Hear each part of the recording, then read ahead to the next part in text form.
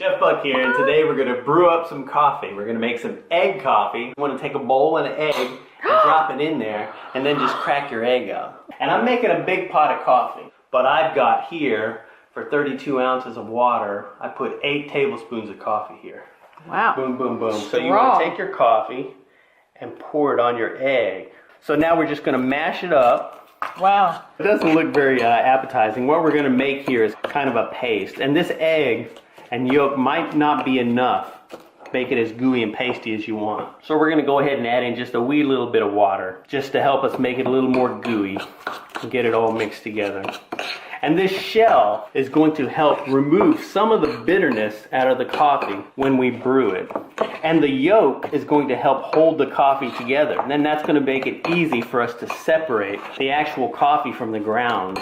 I got my pot of water and brought it up to a boil. Now I'm going to go ahead and turn it off and let it sit for a minute. Let this water cool down for 1 minute. That way the water isn't going to be as hot when I put my coffee grounds in there. So it's been about a minute. So now I'm going to go ahead and dump my coffee in here. My coffee and egg combo.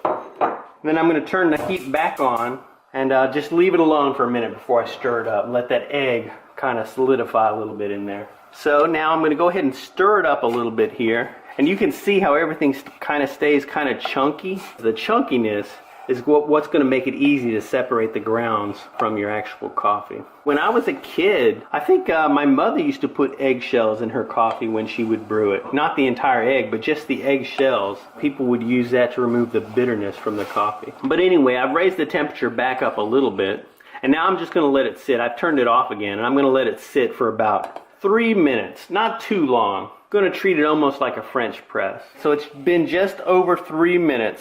So I do kind of like a double strain, and I kind of pour it, boom, boom, boom, and I hold most of the grounds back. And since they're clumped together, you know, most of that coffee is going to stay in your pot. So I'm giving it kind of a very loose strain here. Most of the grounds stayed in there, almost all of the grounds. But we're just going to set this aside. And now I'm going to pour my coffee into my coffee pot. But I'm going to do a double strain here just so I can catch any more coffee grounds that I missed. See, there's one little clump right there that got through. But look how clear that coffee is going in here. So most of the coffee gets caught up in that egg. So if you don't have a brewing system for making coffee, if you just want to make coffee on the stovetop, this is a very functional and tasty way to do it. Well, I'm going to drink this out of a jar so that you can see what it looks like clear. Alrighty. Although this is hotter than I like to drink my coffee. It's really good. You know, it doesn't taste eggy at all. You would never think that an egg had anything to do with this. It's so smooth. You know, but we use good coffee anyway. But if you have crappy coffee, you know, I think that eggshell will smooth it out. And to be clear, when you say we use good coffee, we just don't use crap.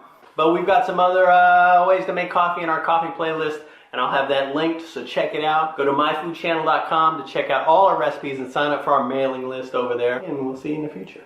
Bye-bye. Can I drink some coffee now? You can drink some coffee. Thank you.